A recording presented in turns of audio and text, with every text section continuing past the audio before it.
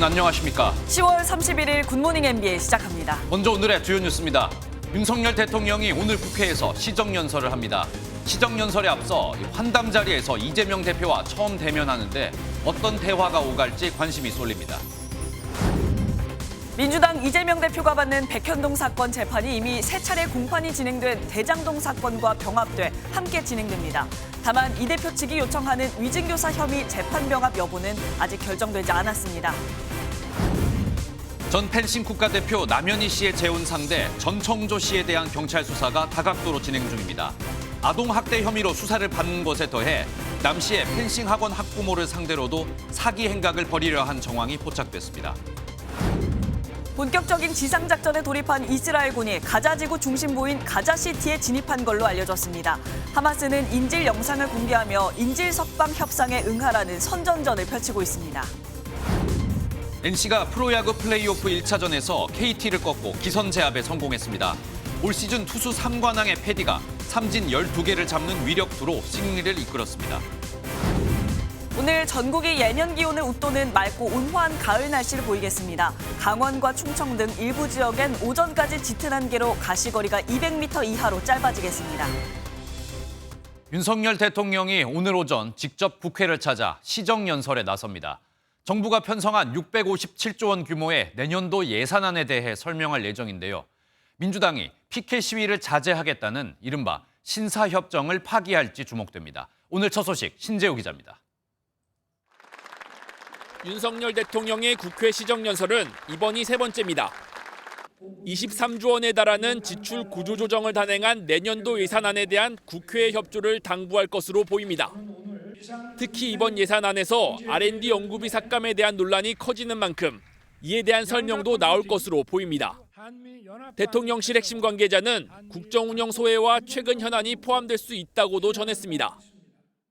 모든 재정 사업을 원점에서 재검토하여 정치 보조금 예산, 이권 카르텔 예산을 과감하게 삭감하였고 더불어민주당은 R&D 연구비 복원, 새만금 관련 예산 증액 등을 요구하고 있습니다.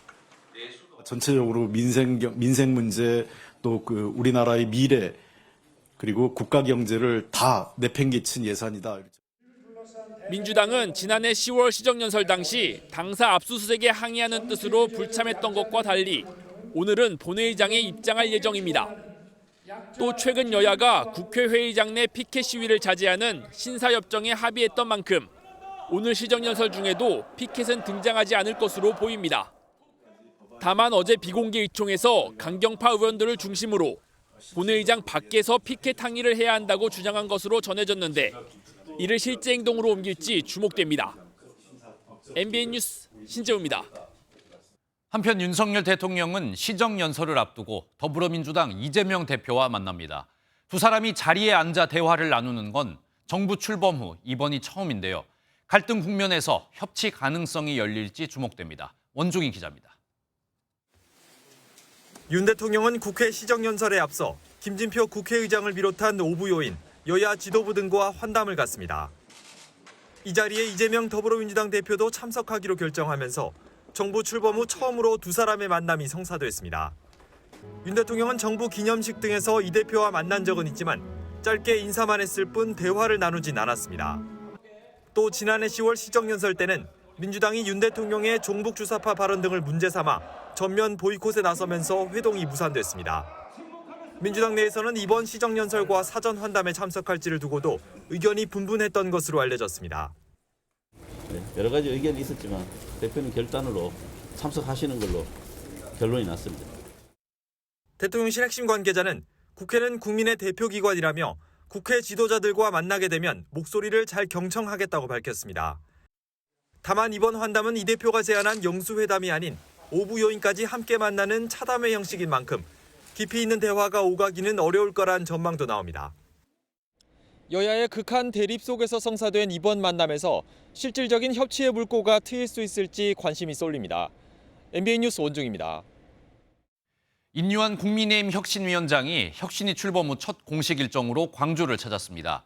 5.18 민주화 정신의 헌법 수록을 위해 최선을 다하겠다고 밝혔는데 호남 민심 잡기로 본격적인 통합 행보에 나섰습니다. 민지숙 기자입니다. 검은색 정장 차림의 이뇨한 혁신위원장이 12명의 혁신위원들과 함께 광주 5.18 민주묘역을 찾았습니다. 행방불명자 묘역 앞에 무릎을 꿇은 인 위원장은 눈물을 보이며 참배한 뒤 방명록에 광주가 대한민국의 민주주의를 완성해가고 있다고 적었습니다. 용서는 하되 잊지 말자. 우리 자식들한테 광주의 의미를 잘 가르쳐서 또 앞으로 광주의 그 피해자의 가족 또 돌아가신 분의 후손 이런 분들을 적극적으로 챙겨서 5.18 정신을 헌법에 수록해달라는 요청에 대해서도 굳게 약속했습니다. 꼭 전달하고 꼭 관철되게 최선을 다하겠습니다. 감사합니다. 첫 대회 일정으로 광주를 찾은 건 취임 일성으로 내세웠던 통합을 강조하는 행보로 풀이됩니다. 2020년 당시 김종인 미래통합당 비상대책위원장이 이곳을 찾아 사죄한 뒤 호남 지역 지지율이 큰 폭으로 상승하기도 했습니다. 인 위원장은 오후에는 현충원을 찾아 나라를 위해 희생한 사람들을 기리며 통합을 위해 희생할 각오가 있다고 강조했습니다. MBN 뉴스 민지숙입니다. 한편 국민의힘 혁신위는 1호 혁신안으로 대사면을 내놨습니다. 하지만 사면 대상자인 홍준표 대구시장과 이준석 전 대표 등의 당사자들의 반발이 이어지고 있는데요. 그냥 징계를 취소하면 될 일에 마치 큰 죄를 지은 것처럼 왜 사면이란 표현을 썼냐는 겁니다. 당 지도부는 왜 징계를 받았는지 다시 돌아보라고 맞받았습니다. 정태진 기자입니다. 예산정책협의를 위해 국회를 찾은 홍준표 대구시장.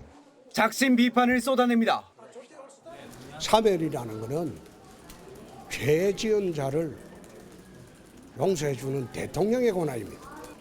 단순히 징계 취소해버리면 될 걸. 그걸 사면, 대사면 운운하고.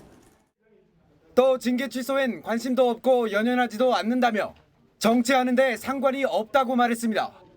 SNS에 총선 후 새로운 세력과 다시 시작한다고 밝혔던 걸 두고 탈당 가능성을 묻자 이렇게 답했습니다. 내가 이 당을 30년을 지켜온 사람입니다.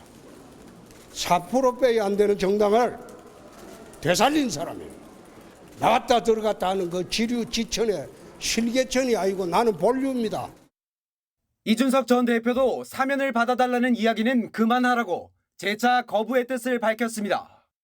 당 지도부는 윤리위 징계 결정을 다시 돌아보라며 자중해달라고 지적했습니다. 일부 댓글에 보니까 콩카콜라인 줄 알았는데 쉰카콜라구나라는 글이 있었어요. 그 수해가 엄청 심했던 상황에서 골프를 쳤던 거를 아직도 아무 문제도 없다고 생각을 하시는 건지. 당사자들의 뜻과 관계없이 당대표는 최고의 의결을 거쳐 징계 처분을 취소할 수 있습니다. 혁신위는 이 전 대표와 홍 시장 등의 징계를 해제하는 전면적 대사면안을 의결하고 모레 당 최고위에 공식 건의하겠다고 밝혔습니다. MBN 뉴스 정태진입니다. 국민의힘이 경기 김포시를 서울시에 편입하는 방안을 당론으로 추진하겠다고 밝혔습니다. 경기도를 남북으로 분도하는 과정에서 김포가 사실상 고립이 된다며 아예 서울과 합치겠다는 건데요. 그 배경에 관심이 쏠립니다. 보도에 김순철 기자입니다. 수도권 신도시 교통대책 간담회에 참석한 김기현 국민의힘 대표는 경기도 김포시를 서울시에 편입할 수 있다고 말했습니다. 김포시 주민들의 의견을 존중해서 우리 당은 적극적으로 당정 협의를 통해서 김포시를 서울시에 편입시키는 절차를 진행하겠다. 김포시의 서울시 편입 요구는 경기도가 경기북부 특별자치도를 추진하는 과정에서 나왔습니다. 경기도가 경기남도와 북도로 나뉘면 김포시는 사실상 고립된 형국이 된다는 겁니다. 과거 김포시 일부 지역이 서울시에 편입된 사례도 있고 인구의 85%가 서울로 출퇴근한다는 현실도 반영된 것으로 보입니다. 이를 두고 국민의힘은 내년 총선을 겨냥한 건 아니라고 선을 그었는데 대통령실도 사전 조율은 없었다며 말을 아꼈습니다. 김포에는 이게 충분히 공론화가 이루어지고 있는 것 같아요. 그런 게 아니라면 저희가 뭐 이것을 중앙에서 이끌거나 이런 일은 없을 것 같습니다. 하지만 실제 개편까지는 넘어야 할 산이 적지 않아 보입니다. 서울시 의회와 경기도 의회, 김포시 의회가 찬성하거나 각 지역 주민투표로 동의를 얻어야 하고 이 과정을 거치더라도 국회에서 특별법을 통해 행정구역을 개편해야 하기 때문입니다. 국민의힘은 김포를 제외한 인접지역의 서울 편입에 대해서는 가정을 전제로 이야기하기는 어렵다면서도 가능성 자체는 부인하지 않았습니다. MBN 뉴스 김순철입니다. 김포시의 서울 편입을 추진한다는 국민의힘의 발표에 더불어민주당은 뜬금없다고 비판했습니다. 국민의힘이 스윙보트 지역인 김포시의 총선 민심을 잡으려고 실현 가능성이 작은 공약을 내놓은 게 아니냐는 겁니다. 민주당은 행정구역 개편은 굉장히 신중하게 검토할 사항이라고 지적했습니다. 법원이 더불어민주당 이재명 대표의 백현동 개발 특혜 의혹 재판을 먼저 시작된 대장동 위례 성남FC 의혹 재판과 병합하기로 했습니다. 다만 추가 기소된 위증교사 혐의 사건은 병합 여부가 결정되지 않은 상황입니다. 이시열 기자의 보도입니다. 이미 세 차례 공판이 진행된 민주당 이재명 대표의 대장동 위례 성남FC 의혹 관련 재판. 법원이 여기에 백현동 개발 특혜 의혹 재판을 병합해 심리하기로 했습니다. 앞서 검찰은 모두 같은 피고인들이 성남시 재직 시절 벌인 일이라며 범행 구조도 비슷하다고 재판부에 두 사건을 함께 심리해달라고 요청한 바 있습니다.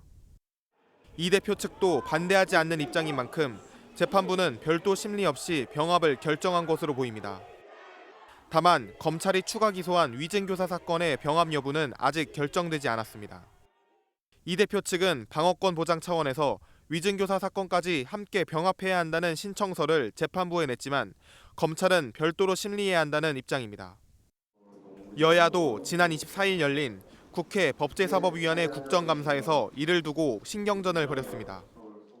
법원의 재판 지연으로 이재명 대표의 대권 가도에 레드카펫을 깔아준다. 이러한 비판을 직면할 수 있습니다.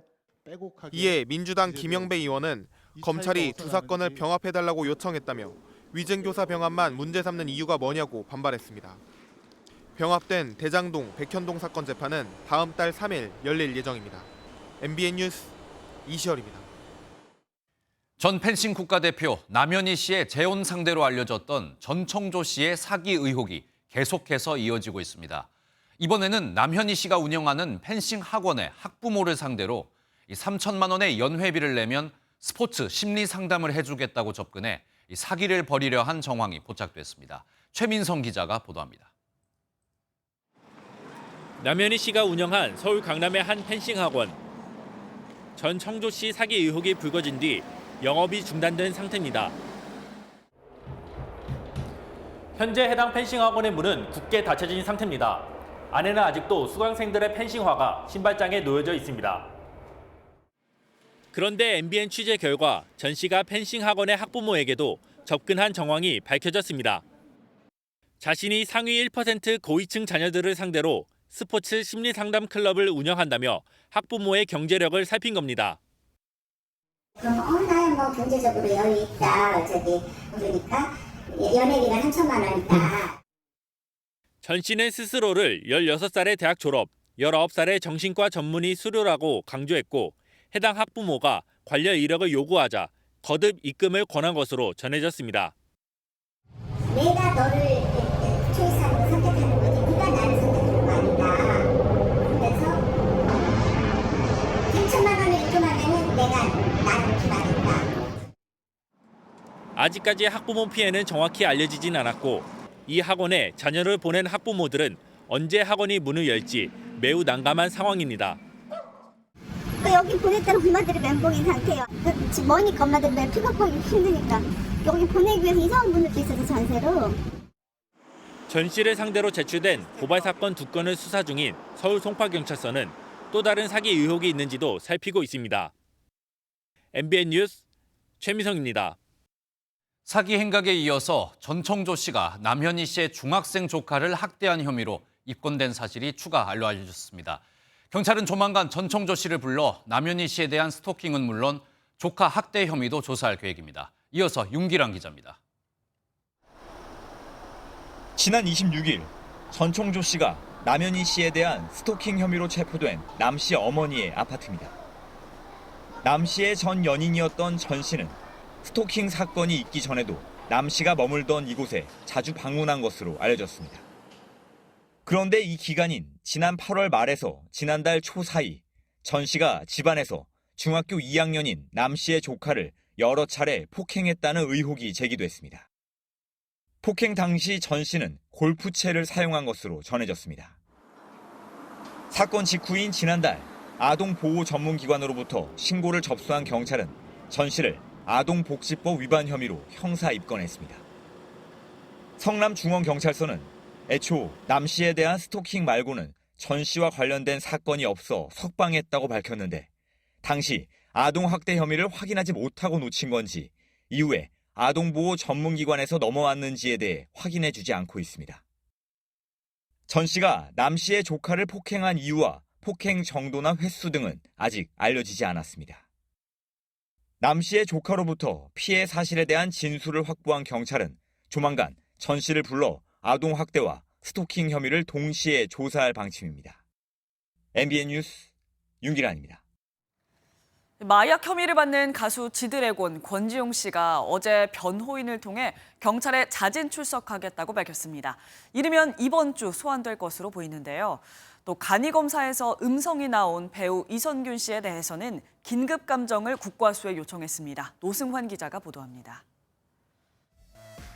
마약 혐의로 입건된 가수 지드래곤 권지용 씨가 스스로 경찰에 출석해 조사받겠다고 밝혔습니다. 권 씨 측 변호인은 입장문을 내 인천경찰청에 자진 출석 의향서를 제출했다며 현재 출석 일정을 조율하고 있다고 밝혔습니다.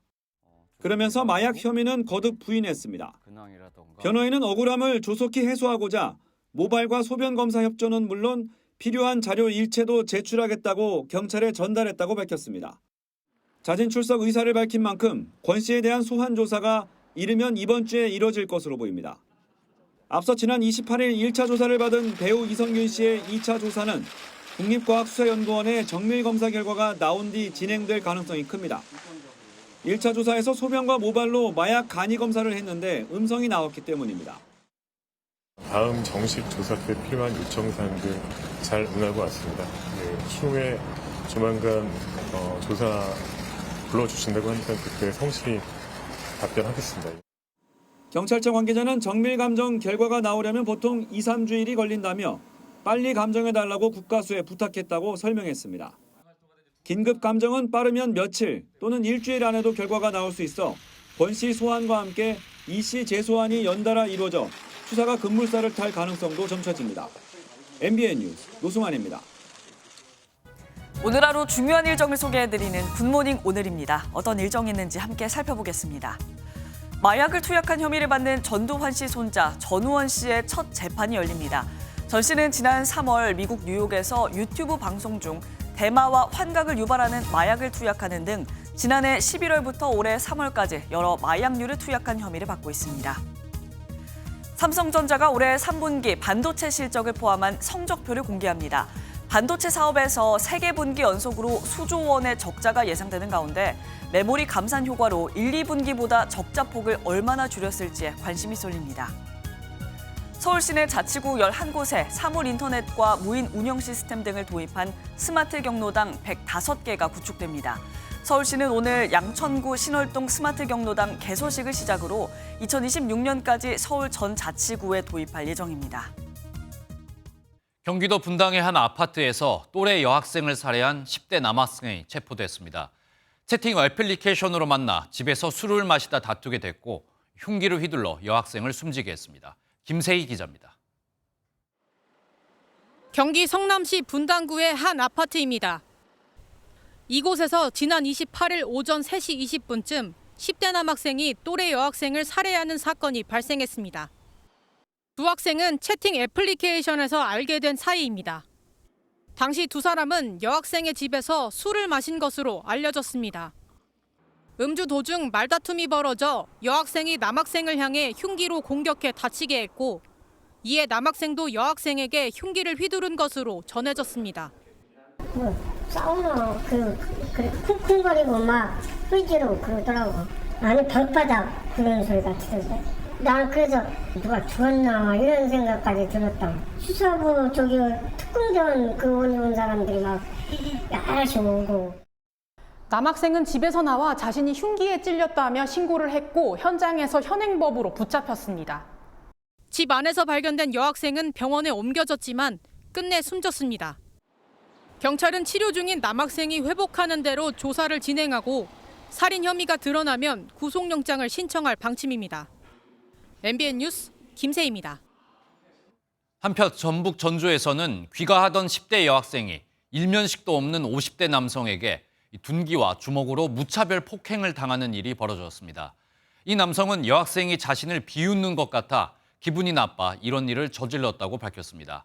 폭행 현장에는 사람들이 있었지만 일부는 모른 채 그냥 지나쳤습니다. 강세훈 기자입니다. 한 남성이 여성을 쓰러뜨리고 둔기와 주먹으로 마구 때립니다. 남성은 여성이 메고 있던 가방끈으로 목을 조르기까지 합니다. 여성은 벗어나려고 안간힘을 써보지만 남성의 폭행은 멈추지 않습니다. 경찰차가 지나가지만 차에 막혀 발견하지 못하고 이를 본 시민 일부는 그냥 지나칩니다. 피해 여성은 10대 여학생이었습니다. 가해 남성과는 전혀 알지 못하는 사이였습니다. 사건 현장입니다. 남성은 이 도로 옆길에서 8분 동안 여학생을 무차별 폭행했습니다. 남성의 폭행은 지나가던 시민이 제지하면서 멈췄고 신고를 받고 출동한 경찰에 현행범으로 체포됐습니다. 당시 남성은 음주 상태는 아닌 것으로 확인됐습니다. 남성의 범행 동기는 더 황당합니다. 통화를 하고 있었나 봐요, 학생이. 그게 자기한테 한 말인 줄 알고 그랬다는 식으로 얘기를 해요. 여학생은 곧바로 병원으로 옮겨졌는데 다행히 생명에는 지장이 없는 것으로 알려졌습니다. 연이은 묻지마 범죄에 시민들은 불안합니다. 이러한 사태가 해도 이 정도 형량밖에 안 된다는 것을 인지하니까 계속해서 일어난다고 생각을 하거든요. 경찰은 50대 최 모 씨에 대해 살인미수 혐의를 적용해 구속하고 정확한 범행 동기를 조사하고 있습니다. MBN 뉴스 강세훈입니다. 돈을 빌려주고 13,000%의 살인적인 이자를 갚지 못하면 나체 사진을 지인들에게 유포한 불법 대부업체 일당이 경찰에 붙잡혔습니다. 피해자만 80명이 넘고 피해 금액도 2억 원을 넘었습니다. 보도에 한여혜 기자입니다. 사무실 안으로 경찰이 들이닥칩니다. 손 대! 가만있어. 손 들어와! 책상 위 휴대폰을 재빠르게 압수하고 수갑을 채웁니다. 살인적인 이자율로 서민들을 괴롭힌 불법 대부업체 운영자 11명이 경찰에 붙잡혔습니다. 이들은 지난해 10월부터 올 7월까지 평균 3,000%에서 최대 13,000% 이자율로 돈을 빌려주는 대신 담보로 지인 연락처와 나체 사진 등을 요구했습니다. 이후 기한 내에 갚지 못하면 지인들에게 나체 사진을 유포하는 수법으로 피해자 83명에게서 2억 3천만 원의 부당이익을 챙겼습니다. 피해자들 이제 가족들 얼굴에다가 그 성매매 전단지 그 밑에 얼굴 이하 몸통은 이제 그걸로 이제 합성을 해서 그 대부를 안 갖고 상환 연장 조건으로 이제 가족이나 지인들한테 유포를 하는 거죠. 특히 경찰 추적을 피하려고 텔레그램으로 피해자에게 연락을 했고 사무실에는 피해자에게 큰 소리로 협박할 수 있는 방음 부스까지 설치했습니다. 경찰은 대부업체 관계자 4명을 구속하고 온라인에 유포된 피해자의 나체 사진 삭제 지원에 나섰습니다. MBN 뉴스 한여혜입니다.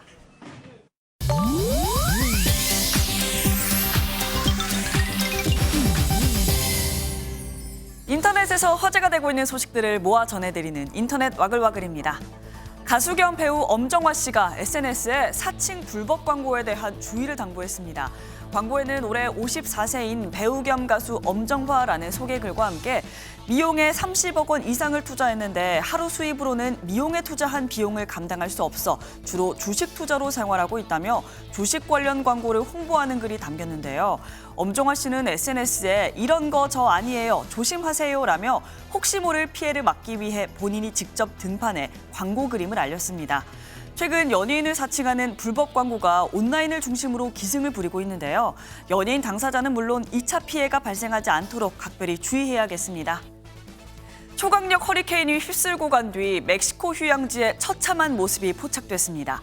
피해가 집중된 아카풀코 지역, 고층 건물들이 외벽이 뜯겨나간 채 내부가 훤히 드러나 있고 널브러진 요트들은 해변에 뒤섞여 만신창이가 됐습니다. 지난 25일 새벽 가장 강력한 5등급의 허리케인 오티스가 멕시코 게레로주 해안가를 휩쓸었는데요. 허리케인 영향을 받은 3시간 만에 초토화됐습니다. 주택 22만 채와 해안가 호텔 80%가 영향을 받았고 사망자와 실종자 규모가 100명에 육박하는 것으로 전해지며 인명피해도 속출했는데요. 주민들은 단수와 정전으로 고통받고 있는 상황, 피해 정도가 워낙 심해서 복구에 상당한 시간이 걸릴 것으로 예상됩니다. 미국 캘리포니아주 샌프란시스코시 당국이 약물 과다 복용으로 인한 사망자가 늘자 마약과의 전쟁에 나섰습니다. 주 경찰과 검찰, 고속도로 순찰대, 주 방위군이 총동원된 태스크포스 팀을 꾸렸고요. 법 집행기관이 치명적인 약물 과다 복용을 살인 사건으로 조사할 수 있는 권한을 부여했습니다. 특히 펜타닐 판매상에 대해서는 살인 혐의로 기소할 예정이라는데요. 펜타닐은 중독성이 강해서 이른바 좀비 마약으로 불리고 과다 복용 시 사망에 이르게 하는 최악의 마약입니다. 미국에서는 이 펜타닐에 의한 청장년층의 사망이 심각한 사회 문제가 될 정도라죠. 강력한 단속이 낭만과 혁신의 도시였던 과거의 명성을 되찾는 데 도움이 됐으면 좋겠네요. 인터넷 와글와글이었습니다. 이스라엘과 하마스 전쟁 소식입니다. 이스라엘군이 가자 지구의 중심 도시인 가자시티에 진입한 것으로 전해졌습니다. 본격적인 시가전에 돌입한 것으로 보이는데요. 국제사회의 거세진 휴전 압박에도 네타냐후 이스라엘 총리는 휴전은 없다고 강조했습니다. 장동건 기자입니다. 이스라엘이 가자지구 북부와 하마스 본거지인 가자시티를 잇는 핵심 도로를 탱크로 차단했습니다. 여기에 지상전 강화를 위해 가자지구에 병력을 추가로 투입했습니다. 본격적인 지상전이 펼쳐지는 가운데 외신들은 이스라엘군이 가자시티의 남부와 북부를 일부 장악했다고 보도했습니다. SNS에는 이스라엘군 탱크가 가자시티 방향으로 다가오던 승용차를 발견하고 발포하는 영상이 올라오기도 했습니다.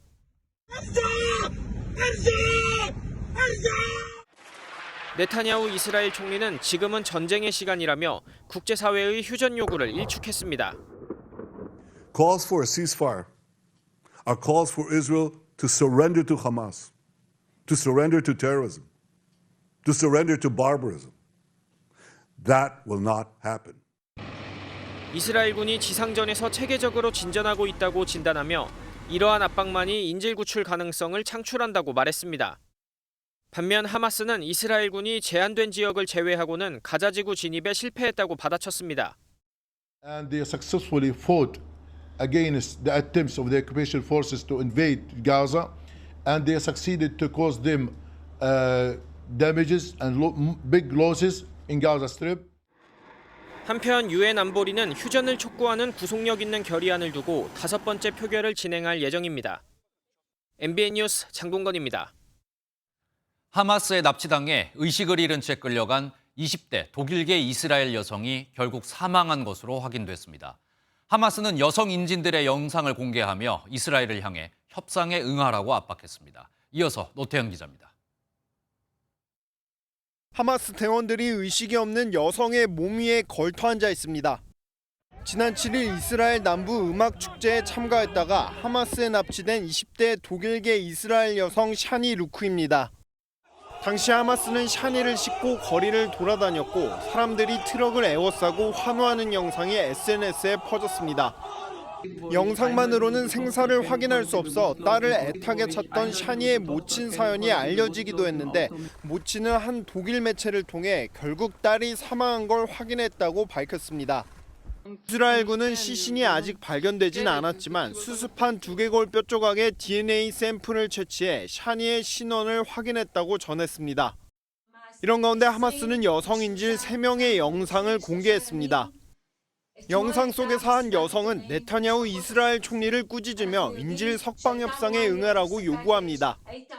אתה רוצה להרוג את כולנו, אתה רוצה עם צה"ל להרוג את כולנו, לא מספיק טבחת בכולם, לא מספיק אזרחים ישראלים נהרגו, שחרר אותנו עכשיו. 이스라엘에선 인질들이 하마스가 적어준 내용을 말한 것으로 추정된다며 다양한 심리 조종 전략을 통해 이스라엘의 분열을 노린 것이라는 주장이 제기됐습니다. 이스라엘은 지상작전으로 인질로 잡혀있던 여군 1명을 구출했다고 밝혔지만 아직 239명의 인질이 남아있는 것으로 보고 있습니다. MBN 뉴스 노태현입니다. 이스라엘이 휴전은 없다는 입장을 분명히 한 가운데 미 백악관도 휴전에 반대한다고 밝혔습니다. 전쟁을 멈추는 건 오직 하마스만을 이롭게 할 뿐이라며 이스라엘을 적극적으로 지지했습니다. 워싱턴에서 최중락 특파원입니다. 존 커비 백악관 전략소통조정관은 사실상 이스라엘 지상전이 시작된 가운데 미국은 휴전을 지지하지 않는다는 입장을 재확인했습니다. 단계적 지상전이 시작된 상황에서 휴전은 오직 하마스에 도움을 줄 것이라는 판단입니다. We do not believe that a ceasefire is the right answer right now. We believe that a ceasefire right now benefits Hamas. 이와 함께 커비 조정관은 이스라엘이 가자지구 민간인 희생을 피하고자 노력하고 있다고 밝혔습니다. 전날 바이든 대통령이 네타냐후 이스라엘 총리와 통화에서 이스라엘이 가자지구로 가는 인도적 지원 허용량을 늘리기로 약속했다고 말했습니다. 미 국무부도 전날 트럭 45대가 식량과 물 등 구호물품을 싣고 이집트와 라파 국경을 지나 가자지구로 들어갔다고 확인했습니다. We recognize the needs are immense and we want to see sustained daily deliveries of food, water and medical supplies into Gaza. 확전을 방지하고 인질 구출 후에 정전을 주장했던 미국은 사실상 지상전이 돌입한 가운데 이스라엘의 휴전 반대에 적극적인 지지를 보내는 양상입니다. 워싱턴에서 MBN 뉴스 최중락입니다.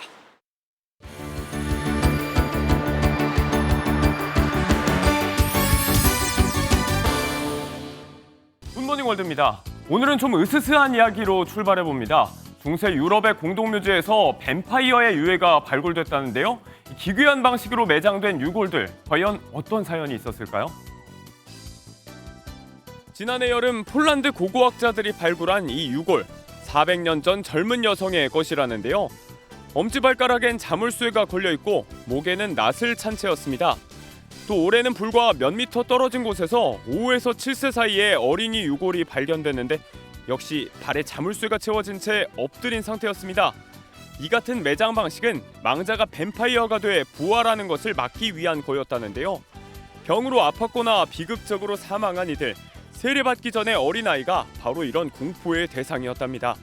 일대에 이런 무덤이 수십 개나 더 있다는데요. 전문가들은 추가 발굴을 계획 중이랍니다. 얼마 전 멋지게 하늘을 날았던 향년 104세 할머니의 이야기 기억하시죠? 사지 멀쩡한 사람들도 엄두를 내기 힘든 스카이다이빙. 몇 배는 더 큰 용기를 내야 했던 이들의 도전을 소개합니다. 4,000m 상공에서 바람을 맞으며 뛰어내린 두 남녀. 보기만 해도 짜릿한 이 도전이 더 특별한 이유가 있습니다. 시애넌과 제니퍼, 두 사람이 바로 시각장애인이기 때문입니다. 착륙할 곳은커녕 한 치 앞도 볼 수 없는 이들에게 스카이다이빙은 한층 더 큰 용기가 필요한 일이었는데요. 이들의 안내견과 같은 시각장애인 연맹 회원들이 지켜보는 가운데 멋지게 하늘을 날아 착륙하는 데 성공했습니다. 숨이 턱 막히는 무중력 자유낙하 속 행복을 느꼈다는 두 사람. 천진난만한 얼굴로 또다시 스카이다이빙을 할 거라는 두 사람의 도전, 앞으로도 응원합니다. 각기 다른 세계의 스파이더맨들이 만나는 이야기가 마니아들의 가슴을 뛰게 한 적이 있었죠. 이번엔 셋이 아니라 수백입니다. 각양각색의 스파이더맨이 총집합한 이유는 뭐였을까요? 힘차게 국기를 흔드는 스파이더맨들에게 환호하는 이들의 정체, 역시 스파이더맨입니다. 여기를 봐도 저기를 봐도 아이도 어른도 심지어 강아지까지 온통 스파이더맨 팬인데요. 아르헨티나 부에노스아이레스. 오벨리스크 광장에 운집한 스파이더맨들의 붉은 물결이 꼭 지난 2002년 월드컵 때 우리의 모습을 보는 것도 같습니다. 지난 6월 685명의 스파이더맨이 모였다는 말레이시아의 기네스 기록을 깨기 위해 마련된 자리인데요. 공식 인원이 집계되진 못했지만 참가자 전원의 이름을 모아 제출해 타이틀에 도전할 계획이랍니다. 이들의 꿈은 이루어질 수 있을까요? 굿모닝 월드였습니다. 파리바게트 제빵 기사들에게 노조 탈퇴를 강요했다는 의혹과 관련해 검찰 수사가 윗선으로 확대되고 있습니다. 검찰이 허영인 SPC그룹 회장과 본사를 압수수색했습니다. 보도에 이상엽 기자입니다. 그룹 차원에서 노조 탈퇴에 관여했는지 조사 중인 검찰이 SPC 본사와 허영인 회장의 사무실을 압수수색했습니다. 계열사 PB파트너즈 업무를 맡고 있는 임원 2명의 사무실도 압수수색을 벌였습니다. PB파트너즈는 파리바게뜨 제빵기사 채용과 교육 등을 담당하는 SPC그룹 계열사입니다. 검찰은 이 회사가 파리바게뜨 제빵기사들에게 민주노총 탈퇴를 강요했다고 의심하고 있습니다. 또 SPC그룹이 민주노총 조합원들을 승진에 배제하는 등 부당노동 행위를 했다고 보고 있습니다. 지난해 10월 고용노동부 성남지청은 PB파트너즈 황재복 대표이사 등 28명을 노동조합 및 노동관계자조정법 위반 혐의로 검찰에 넘긴 뒤 약 1년 만에 수사가 본격화되고 있습니다. 저희가 사안을 심각하게 보고 있습니다. 나중에 결론이 나면 이렇게까지 많은 사람을 조사했나 할 정도로 굉장히 광범위한 조사를 하고 있습니다. 검찰은 압수물을 분석하고 허 회장을 비롯한 윗선의 지시 또는 묵인 등이 있었는지 확인할 방침입니다. MBN 뉴스 이상엽입니다.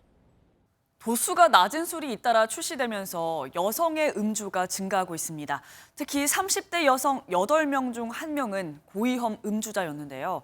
전문가들은 심할 경우 임신과 출산에 안 좋은 영향을 미칠 수 있다고 전했습니다. 최희지 기자입니다.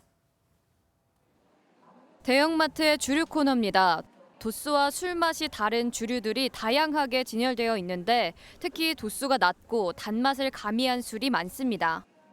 요즘 하이볼 같은 게 유행이고 또 막 시중에 판매도 돼서 도수 높은 것보다는 친구들이랑 만나서 간단하게 마실 수 있으니까. 실제로 지난 10년간 남성의 고위험 음주는 줄어든 반면 여성은 늘었습니다. 특히 2030 여성의 음주가 늘었는데 30대 여성 8명 중 1명은 고위험 음주자로 나타났습니다.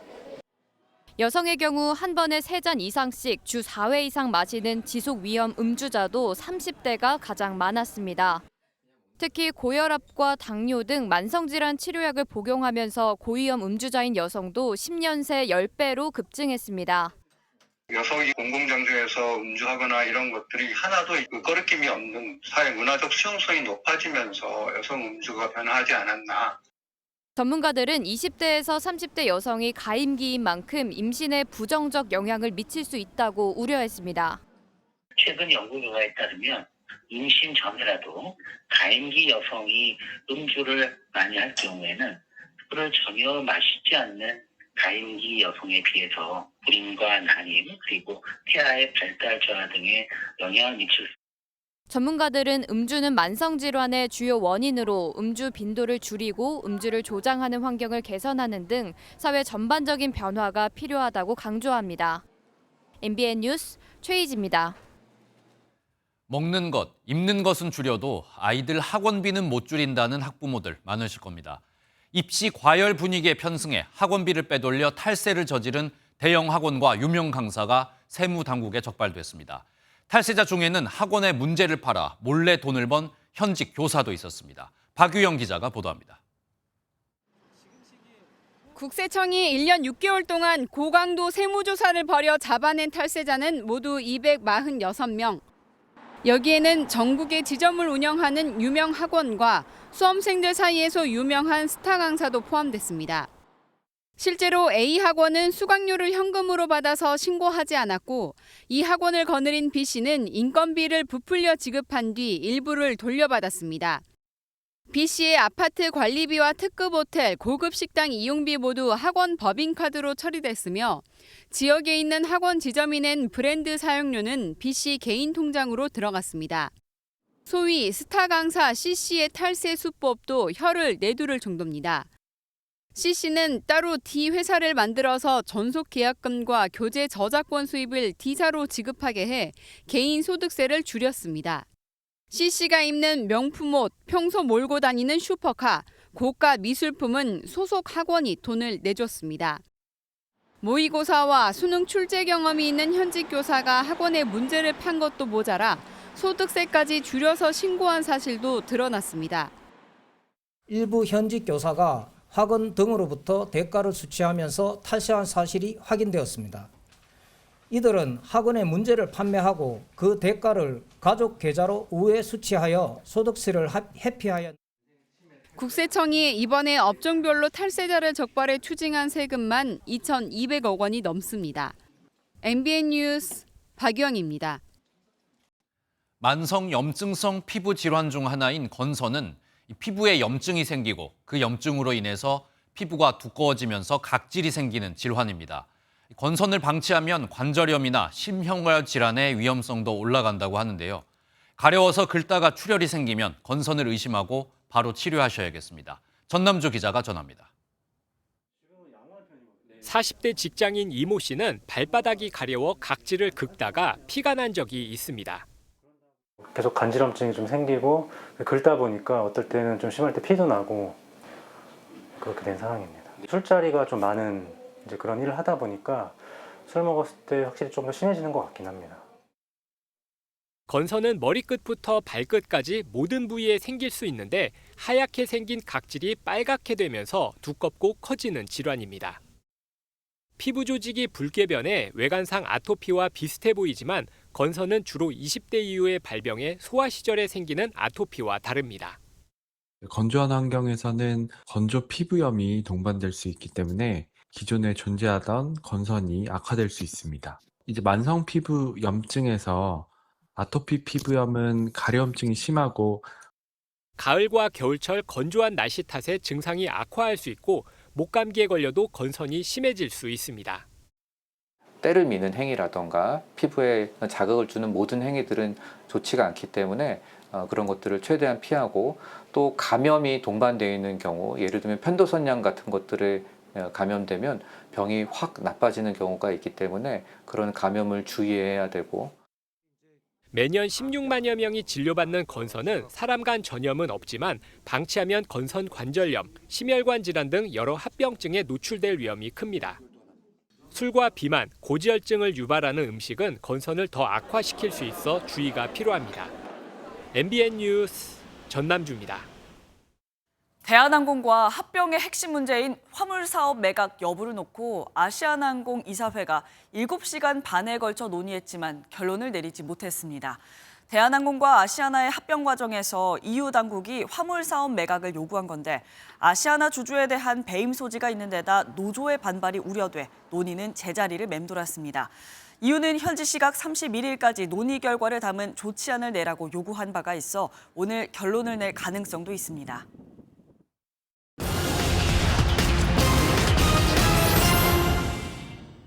다음 달 3일부터 특례 보금자리론 금리가 0.25%포인트 오릅니다. 우대형 금리는 최대 4.8%까지 오르고 저소득 청년과 신혼가구 등이 추가 우대 금리를 적용받으면 최저 3.7%에서 4.0%의 금리가 적용됩니다. 다만 전세 사기 피해자는 경제적 재기를 지원하기 위해 3% 금리를 유지하기로 했습니다.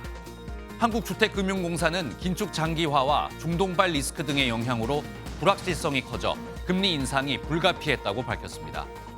상위 1% 근로소득자 10명 중 8명이 서울과 경기도, 인천 등 수도권에 직장을 가진 것으로 나타났습니다. 2021년 근로소득 상위 1% 소득자는 19만 9천여 명으로 집계됐는데 이 중 77.1%가 수도권 직장인이었습니다. 인구 10만 명 기준 서울이 938명으로 가장 많았고 경기와 울산, 부산, 대전이 뒤를 이었습니다. 반면 강원도와 전북, 세종, 전남은 고소득 근로자가 적어 지역 간 일자리 불균형이 심각하다는 지적이 나옵니다. 올해 3분기 건설사고 사망자가 65명으로 집계됐습니다. 100대 건설사 중에서는 14개사에서 20명이 목숨을 잃었는데 지난해보다 2명 늘었습니다. DLENC에서 3명, 현대건설과 롯데건설, 중흥토건, 동양건설산업에서 2명입니다. 국토교통부는 사망사고가 발생한 건설사 하도급사 현장에 특별 점검을 실시한다고 밝혔습니다. 지금까지 굿모닝 경제였습니다. 프로야구 플레이오프 1차전에서 NC가 에이스 패디의 압도적인 투구 속에 수비 불안을 노출한 KT의 완승을 거뒀습니다. NC는 78.1%의 한국 시리즈 진출 확률을 가져갔습니다. 김한중 기자가 보도합니다. 0대2로 접전 양상이던 3회. 평범한 내야 뜬 공을 KT 황재균이 놓쳐버립니다. 급격히 흔들린 선발 쿠에바스는 적시타를 연이어 허용했고 실점은 4점으로 늘어났습니다. KT는 4회에도 쿠에바스가 송구실책으로 자멸하며 강판됐고 이닝을 끝낼 수 있던 상황에서도 중견수 배정대가 아쉬운 수비를 보이며 NC에게 빅이닝을 허용했습니다. NC의 선발이 리그 최고 투수 패디라는 점을 감안하면 사실상 경기는 그걸로 끝이었습니다. 패디는 6이닝 동안 홈런으로 한 점만 내준 채 탈삼진 12개를 잡아내는 괴력투를 펼쳤습니다. 한국 프로야구 역사상 플레이오프에서 12개의 탈삼진을 기록한 투수는 패디가 처음입니다. I found out after the game, but it's exciting. Glad I got to share it with my team here, and yeah, like I said, a great way to start the series, and that's what matters. KT는 뒤늦게 배정대의 말로 홈런으로 5대 9까지 추격했지만 벌어진 점수를 만회하는 건 역부족이었습니다. 안 좋은 게 좀 빨리 나와서 좀 선수들도 더 집중력이 생길 것 같고 마지막에 좋은 모습 보이면서 타격이 좀 살아나기 때문에 오전 3승제로 치러진 역대 32번의 플레이오프에서 1차전 승리팀의 한국 시리즈 진출은 25번, 확률로는 78.1%입니다. 2차전 선발로 KT는 벤자민, NC는 신민혁을 각각 내세웠습니다. MBN 뉴스 김한준입니다. 어느덧 10월의 마지막 날입니다. 가을은 깊어가고 있지만 오늘도 평년보다 온화한 날씨가 이어지겠습니다. 현재 서울의 기온 13.2도로 어제 아침보다 또 평년보다 높은 기온 보이고 있고요. 한낮에는 서울 21도, 경남 하동은 무려 25도까지 오르면서 따스하겠습니다. 다만 아침과 낮과 밤의 기온차는 여전히 크게 벌어지니까요. 건강관리 잘해주셔야겠습니다. 이렇게 일교차큰 날씨가 이어지면서 아침마다 안개가 자주 만들어지고 있습니다. 오늘 아침도 서해안과 내륙을 중심으로 가시거리가 100m 미만으로 좁혀진 곳이 많고요. 김포와 광주, 무안과 사천, 공항에는 저시정 경보도 발효 중입니다. 또 여기에 수도권과 충청, 울산 지역은 오전까지 먼지가 뒤엉키면서 시야가 더욱 답답하겠습니다. 출근길 조심히 이동하셔야겠습니다. 오늘 수도권과 강원 영서에는 구름이 많겠고요. 그 밖의 지역은 맑은 하늘이 드러나겠습니다. 지역별 현재 기온 보겠습니다. 강릉 15.4도, 대전 11.4도, 대구는 7.7도로 어제 같은 시각보다 높게 출발하고 있고요. 낮 기온은 서울 21도, 대전 22도, 광주와 대구는 23도로 어제와 비슷하겠습니다. 내일은 수도권과 강원 영서를 중심으로 요란한 비가 내리겠고요. 주 후반에는 전국 곳곳에 비가 내릴 전망입니다. 날씨였습니다. 화요일 아침 굿모닝 MBN 마치겠습니다. 함께해 주신 여러분 고맙습니다.